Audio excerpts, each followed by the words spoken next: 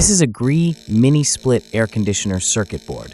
In the previous video, I explained all the communication packages and microcontroller signals, as well as where the fault was. So this is the same PCB from the E6 error. We will check all its components using a multimeter. The issue was with the signals from the optocoupler going from the outdoor unit to the indoor unit. So first of all, there is a capacitor here, labeled as C715. To do this, we switch the multimeter to continuity mode. If it keeps beeping, it means there's a short, but in this case, it's fine. After that, we change the probe to check it again, and it's okay. Next, we have the resistor R79, and we will check it in resistance mode to see if it's working properly. The resistance value is 3.283 kilo ohms. So this is also fine. Now let's move on and check the 3 Zener diodes. We switched the multimeter to diode mode, and now I will check them. The first diode is fine, the second diode is also fine, and the last diode is also working well. Next, we checked them in reverse polarity, and it showed a value of 1.348. Usually, when diodes are in a fixed circuit and these components are in place, sometimes you see these voltage readings,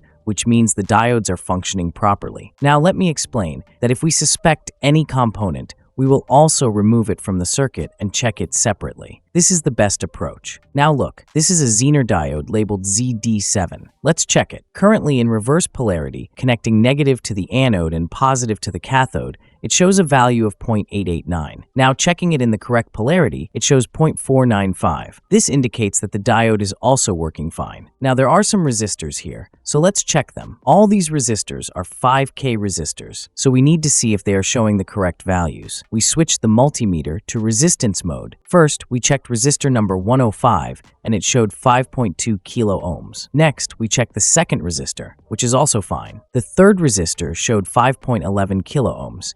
Finally, the last resistor is also fine. This means all the resistors are working properly. Now there is a transistor here, labeled Q132, which is an NPN transistor. To check it, we switched the multimeter to diode mode. Initially, it didn't show any readings. After reversing the polarity, we observed that it is showing proper voltage drop, which means the transistor is functioning correctly. Now there is a capacitor and a resistor here. The capacitor is labeled 134 and the resistor is labeled 316. First, let's check the capacitor. In continuity mode, we tested it and it's fine. There was no continuity or beep. Next, let's check another capacitor, labeled C02. We checked it and found it fine in normal polarity and reverse polarity as well. Both capacitors are working properly. Now, moving on to the resistor. It is not showing any reading, so the next step is to remove it from the circuit and test it again separately. Now, let me zoom in a bit, because the camera was previously positioned at a distance. I will now show the parts that I tested. Here, you can see capacitor number 715, followed by resistor number 79. Next, there are the diodes D904, D905, and D906, all of which were tested. Then there's a Zener diode labeled ZD7, which was also tested. After that, we tested the transistor Q132. Following this, all the resistors R102, R103,